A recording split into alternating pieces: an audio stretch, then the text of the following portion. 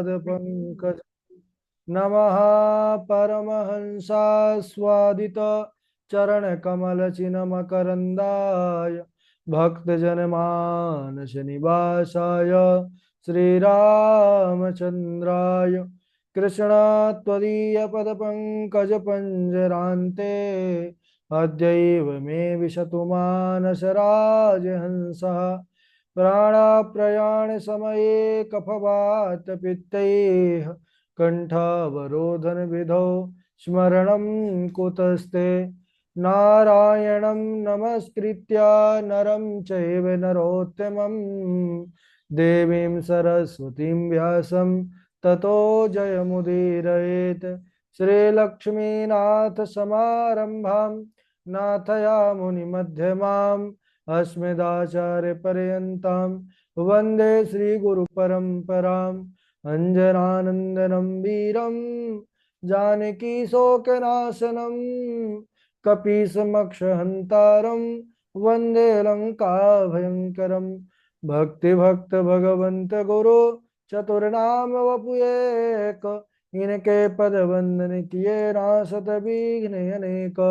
बोले वृंदावन बिहारी लाल की जय, भागवत महापुराण की जय, सुखदेव भगवान की जय। परम मंगलमय परात्पर अखिलेश्वर अचिंत कल्याण गुणगण निधान सर्वेश्वर सर्वाधिपति अकारण करुणा वरुणालय अकारण करुणाकारक सकल जन कल्ल शापहारक परात्पर पर ब्रह्म सच्चिदानंद स्वरूप परमपिता परमात्मा श्री राधा गोविंद सरकार राधा रमण बाधारण श्री बांके बिहारी लाल उनका यह वांगमय शब्द में विग्रह श्रीमद् भागवत महापुराण कोटि कोटि नमन कोटि कोटि प्रणाम। इस परम पावन पुराण ग्रंथ पारमहंसियों की पावन संहिता को परमाराध्य नंद नंदन यशोदा नंदन वृजन रंजन देवकी नंदन श्याम सुंदर श्री कृष्ण के पाद पद्मों पर कोटशा नमन नतमस्तक वंदन एवं अभिनंदन। उनकी आह्लादनीय शक्ति प्राण प्रिया जगत वंदनी वृषभान वंदनी भासुती जगदीश्वरी बरसाने वाली श्री किशोरी जी के पावन चरणारविंदों पर कोटशा प्रणति। समस्त भूतादिक सिय राम मैं सब जग जानी करहूं प्रणाम जोर जुग पानी। हम सबका यह परम सौभाग्य की भागवती गंगा पर नित्य प्रति अवगाहन करने का यह पावन लाभ हम सबको प्राप्त हो रहा है। बड़ा ही आनंद आ रहा है। इस समय हम सब भगवान के बड़ी ही अद्भुत लीला जिसमें उन्होंने मथुरा से द्वारिका को प्रस्थान किया। पूर्व में हम सब प्रसंग पर बने हुए थे। अस्ति प्राप्तिश्च कंसस्य महिष्यो भरतर्षभा मृते भरत दुखारते इह तुष्म पितुर्गृहा। अस्थि प्राप्ति है दो कंस की पत्नियां कंस के मारे जाने के बाद दुखी होकर पिता के घर, पिता का नाम जरासंध, जरासंध के पास जाकर के उन्होंने बतलाया कि किस प्रकार श्री कृष्ण हमारे पति को मार डाले हैं। तो जरासंध कई बार आक्रमण किया, बहुत सी सेना लेकर के। कितनी सेना लेकर के? बोले 23 अक्षौहिणी सेना लेकर के आक्रमण किया। हर बार भगवान केवल सेना का संहार करते और जरासंध को छोड़ देते, और प्रत्येक बार ऐसे ही करते गए। बड़े से बड़े असुर नष्ट होते गए।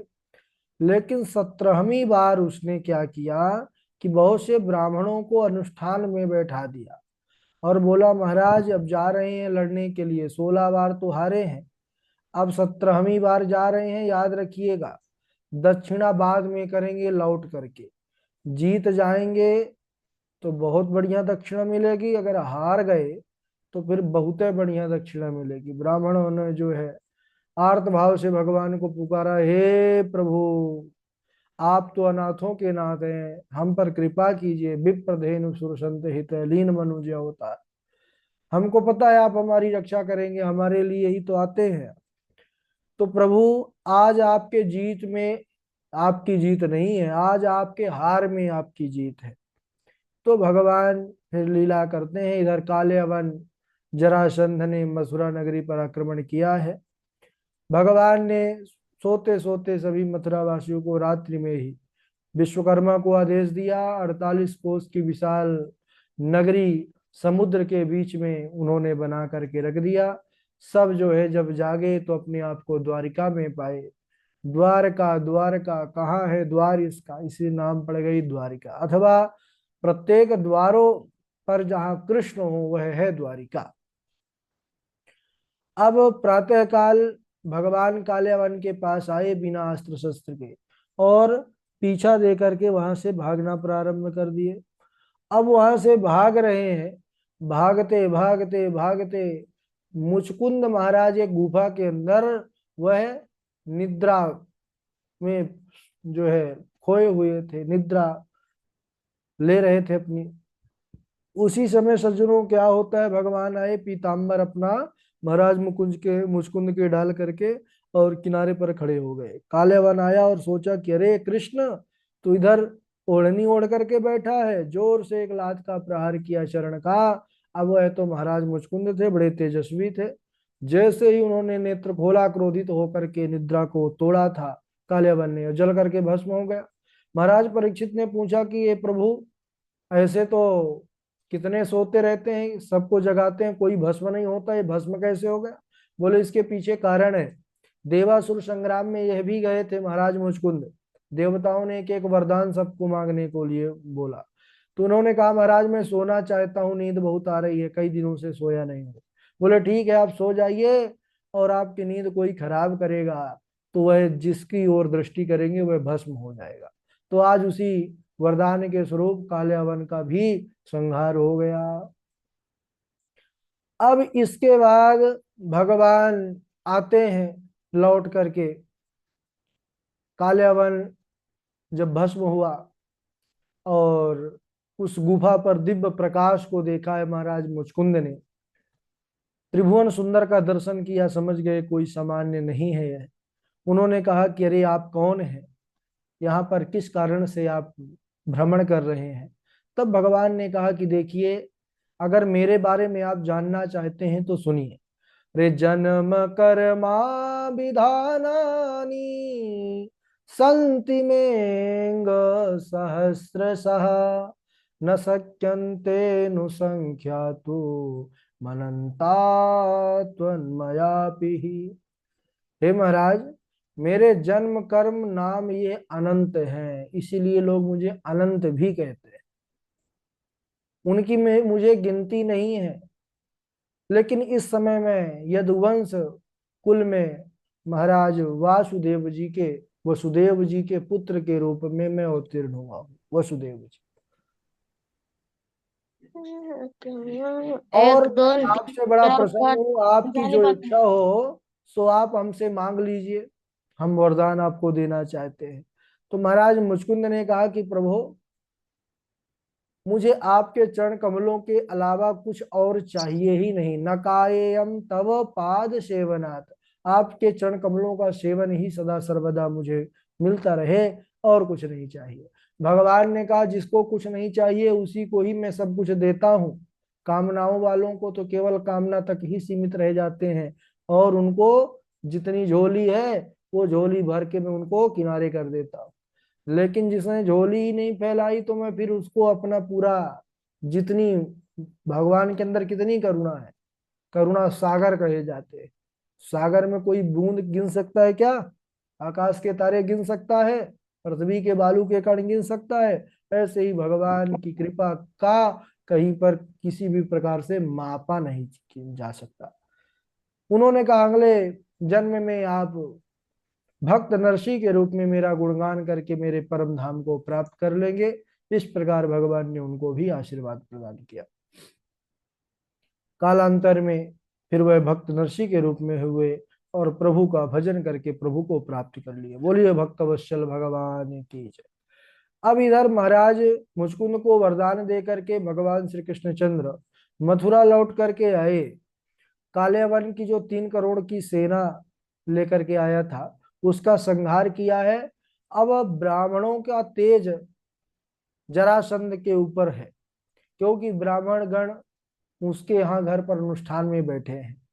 तो भगवान तो अंतर्यामी है, समझ गए इनसे तो लड़ना नहीं है। इसीलिए भगवान ने उनको पीठ दिखा करके भागा, और भगवान वहां से रथ लेकर के भाग पड़े। जरासंध हंसने लगा, अरे भाग गया भाग गया, रण छोड़ करके भाग गया, अरे रण छोड़। लेकिन भगवान की प्रत्येक लीला में देखिए, भगवान और कोई होता तो उनका नाम क्या हो जाता है, लोग कलंकित सामान्य पुरुष होता तो। लेकिन वह भगवान है सज्जनों। भगवान तब से एक नाम से और विभूषित हो गए, वह अलंकार हो गया भगवान की शोभा। और प्रेम से सब लोग भगवान को क्या कहते हैं, रण छोड़ भगवान। बोलिए रण छोड़ भगवान की जय। अब उस वह रण छोड़ क्यों, भगवान रण छोड़ने वाले नहीं है, लेकिन विप्र धेनु सुर संत हित नीन मनुज अवतार, इन्हीं के लिए वह अवतरित होते हैं। इसलिए उनके लिए वह प्रतिज्ञा भी अपनी तोड़ने को तैयार रहते हैं। भागते भागते प्रवर्षणा नाम के पर्वत पर चढ़ गए। जरासंध ढूंढने लगा, पर्वत पर आग लगवा दिया कि अब ये दोनों चले जाएंगे। लेकिन वह प्रभु हैं, छलांग लगा करके दोनों भाई द्वारिका पहुंच गए। और द्वारिका में जब आए, सारे द्वारिकावासी सकुशल भगवान को देखे, प्रसन्न हो गए, जय जयकार करने लगे। बोलिए द्वारिकाधीश भगवान की जय। अब द्वारिका के प्रभु राजा है, द्वारिकाधीश है। इधर अनर्त देश के राजा महाराज रेवत अपनी पुत्री रेवती के लिए अच्छा उत्तम वर का खोज करने के लिए ब्रह्मा जी के पास गए। ब्रह्मा जी से बोले, महाराज आप ही संसार बनाते हैं, आप देखिए मेरी पुत्री के लिए कौन सा ठीक वर होगा। महाराज ब्रह्मा ने अपना पत्रा खोला, बोले अरे महाराज बड़ी देरी कर दी आपने।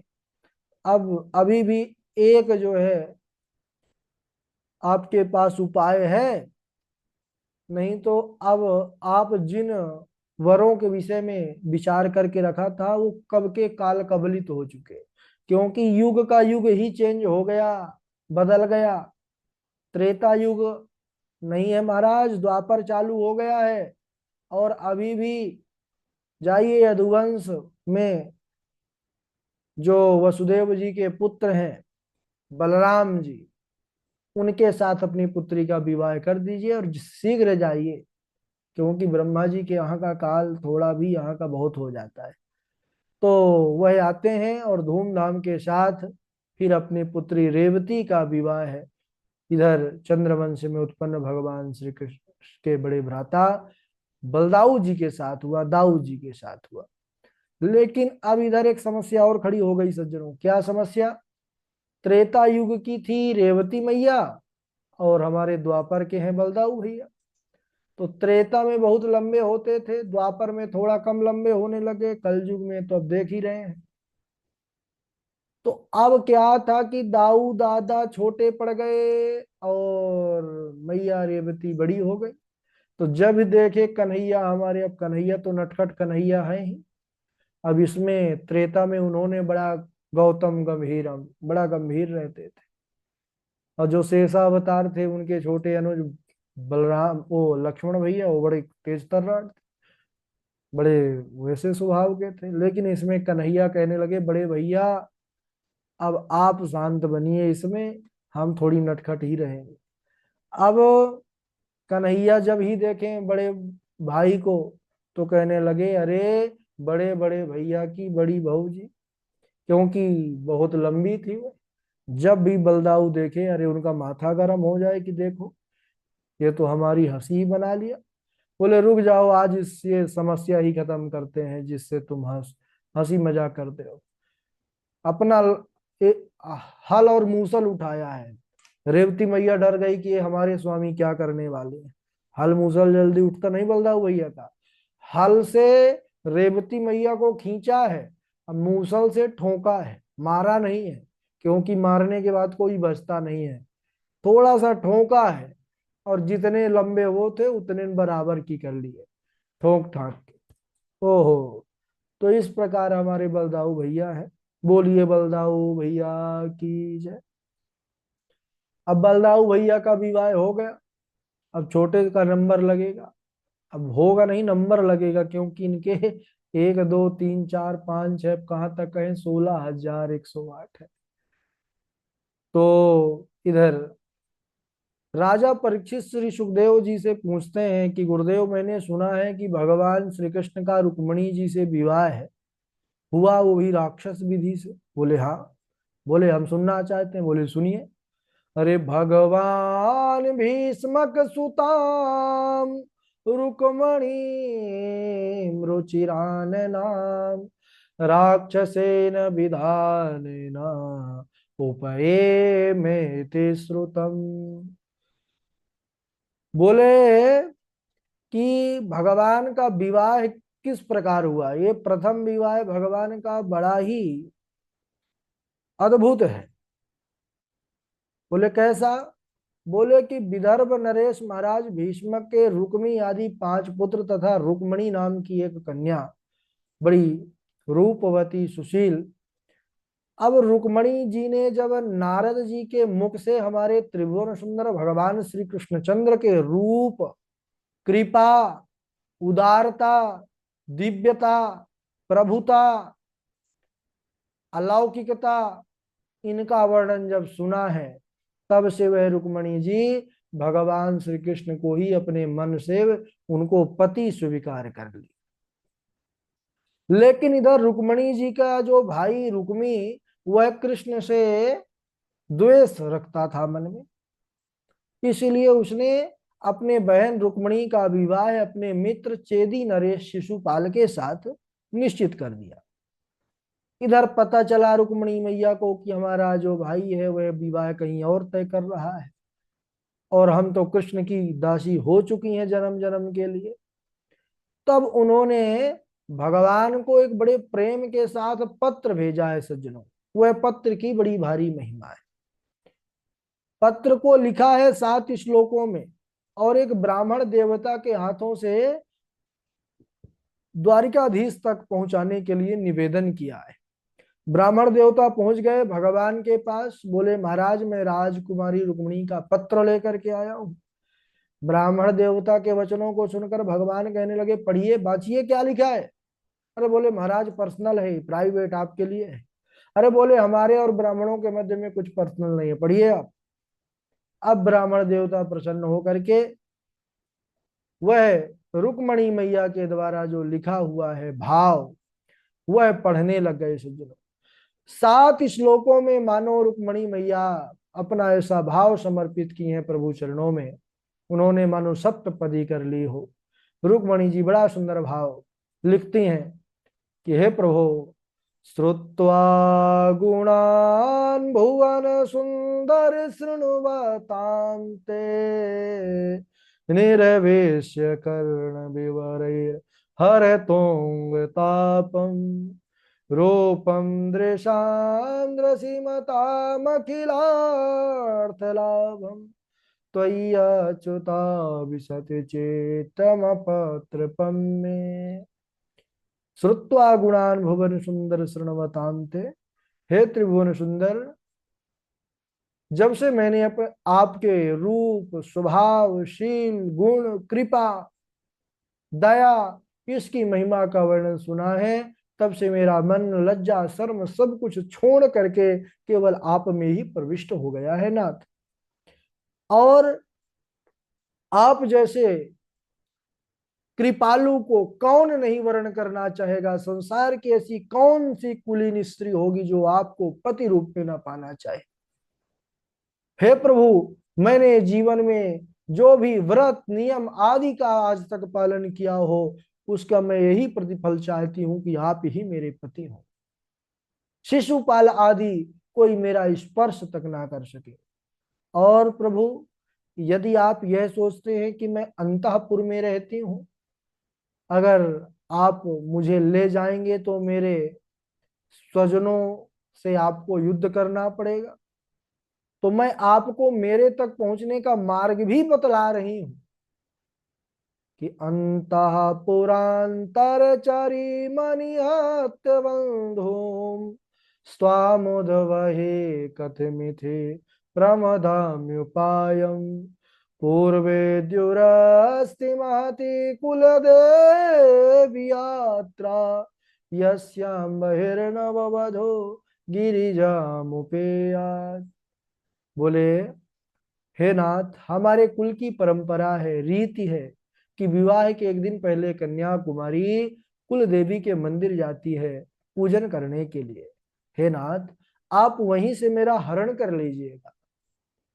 और यदि आपने मुझ पर कृपा नहीं किया ना, आपने मुझे स्वीकार नहीं किया ना, तो फिर मैं आपके अतिरिक्त अन्य किसी पुरुष का स्पर्श नहीं कर सकती। मैं अपने प्राणों को त्याग दूंगी। अपने प्राणों को त्यागने के बाद जब जब जन्म लूंगी, केवल आपको ही पति रूप में पाने का प्रयास करूंगी। इस प्रकार जैसे ही भगवान ने सुना है भाई, अब भगवान को कोई इतने प्रेम से पुकारेगा, ऐसा भाव माता रुक्मणी का कि भगवान तुरंत ब्राह्मण देवता के हाथों को पकड़े हैं, उनको रथ में बिठा ले, बोले आप महाराज आराम से बैठिए, हम स्वयं रथ हाँकते हैं। और भगवान रथ हाँकने लग गए और एक ही रात में पहुंच गए कौंडन्यपुर। उसके बाद क्या होता है आगे का लीला, कैसे भगवान ने हरण किया और किस प्रकार विवाह हुआ, बड़ा सुंदर चरित्र है। लेकिन आज यहीं तक। बोलिए वृंदावन बिहारी लाल की जय, बोलिए द्वारिकाधीश भगवान की जय। बारी बारी से आप सभी लोग श्लोक सुनाएंगे। सर्वप्रथम श्लोक सुनाएंगे हमारे झा जी हैं, झा जी के बाद वैदिक निशांत जी हैं, निशांत जी के बाद प्रभाकराचार्य जी हैं, प्रभाकराचार्य जी के बाद वैष्णवी तिवारी जी हैं, नीरज द्विवेदी जी हैं, बबीता जी हैं, जय द्विवेदी जी हैं, भावना जी हैं, हर्षिता जी हैं, बबीता जी हैं, आशु कश्यप जी हैं, रवि तिवारी जी हैं और आचार्य सुरेश जी हैं। चलिए। राधे राधे गुरु जी। हाँ राधे राधे झा जी। मधुप की तब बंधो मां स्पृशांघ्रिम सपत्न्या कुच विलुलित माला कुंकुमस्मश्रुभिर्न वहतु मधुपतिस्तन मानिनीनां प्रसादम् यदु सदसि विडम्ब्यम् यस्य दूतस्त्वमीदृक् मृगयूरिव कपीन्द्रम् बिभ्यधे बिभ्यधे लुब्धकर्मा स्त्रियमकृत मृगयूरिव कपीन्द्रम् बिभ्यधे लुब्धकर्मास् त्रियमकृत विरूपाम् स्त्रीजितः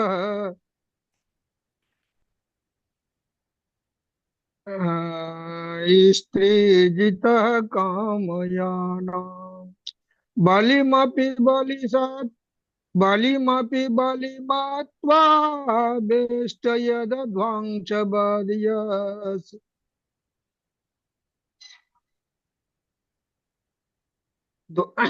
ध्वांस बद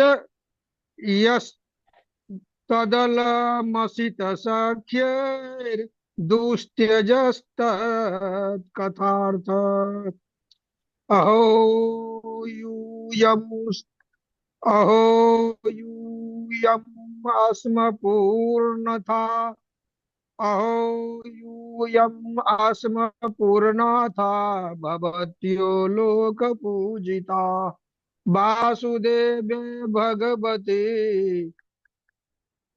वासुदेवे भगवते यासामित्यर्पितं मनः आसामहो चरणरेणुयुषामहंस्याम् वृन्दावने किमपि गुल्म वृन्दावने किमपि गुल्म लतौषधीनाम् या दुस्त्यजं स्वजनमार्य पथं च हित्वा भेजुर भेजुरमुकुन्द पदवीं श्रुतिभिरभिमृग्याम् आसामहो चरणरेणु युषामहंस्याम् वृन्दावने किमपि गुल्म लतौषधीनाम् या दुस्त्यजं स्वजन मार्यपथं च हित्वा भेजेर्मुकुन्द पदवीं श्रुतिभिरभिमृग्याम्। राधे राधे गुरु जी। हाँ, झा जी के बाद आगे सुनाए भावना जी। भावना जी के बाद प्रभाकराचार्य जी। भावना, राधे राधे गुरु जी। सुनाइए। इंद्रयाणी पति इंद्रयाणी हृषिकेश प्राणान्नारायणो वतु श्वेताधिपतिश्चित्तम् मनो योगेश्वरो वतु। राधे राधे गुरु जी प्रणाम। बहुत बढ़िया। ठीक है, वैदिक निशांत जी सुनाएंगे आज। राधे राधे गुरु जी प्रणाम। जी सुनाइए निशांत जी। किं मया चरितं भद्रं किं तप्तं परमं तपः किं वाथाप्यर्हते दत्तं यद्राक्ष्यां यद् केशवम् अहो विधातास्तव न क्वचिद्दया संयोज्य मैत्र्या प्रणयेन देहिनः तां शाकृतार्थान् वियुनं क्षपार्थकम् विक्रीडितं तेर्भगचेष्टितं यथा। जी गुरु जी राधे राधे प्रणाम। बहुत अच्छा। प्रभाकराचार्य जी। राधे राधे गुरु जी। राधे राधे। वाणी गुणानुकथने श्रवणौ कथायां हस्तौ च कर्मसु मनस्तव पादयोर्नः स्मृत्यां शिरस्तव निवास जगत्प्रणामे दृष्टि सतं दर्शनेस्तु भवत्तनूनां। राधे राधे गुरु जी। हाँ, राधे राधे। और कौन है आगे? आचार्य जी हैं। राधे राधे। वैष्णवी तिवारी राधे राधे सुनाएंगे। गुरु जी प्रणाम। हाँ, राधे राधे। गुरु जी बाहर जाने के कारण आज श्लोक याद नहीं कर पाई हूँ, पूर्व का सुना दूं। सुना दीजिए। गुरु शुश्रूषया भक्त्या सर्वलब्धार्पणेन च संगेन साधु भक्तानाम् ईश्वराराधनेन च हरिशरणं हरिशरणं हरिशरणं तथैव च शोकसन्तापनाशाय हरिशरणं वज्रायहम्। जी गुरु जी प्रणाम। बबीता जी हैं। राधे राधे गुरु जी। हाँ, बबीता जी सुनाए, उसके बाद नीरज जी। जी गुरु जी।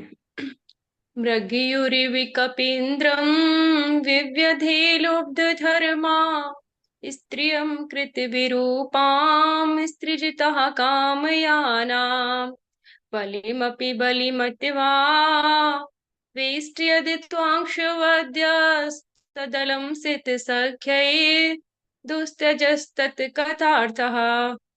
जी गुरु जी। हाँ, ठीक है बबीता जी। और आगे शाश्वत तिवारी जी भी जुड़े हैं। नीरज जी राधे आप सुना राधे दीजिए, गुरु फिर जी। शाश्वत तिवारी जी सुनाएंगे।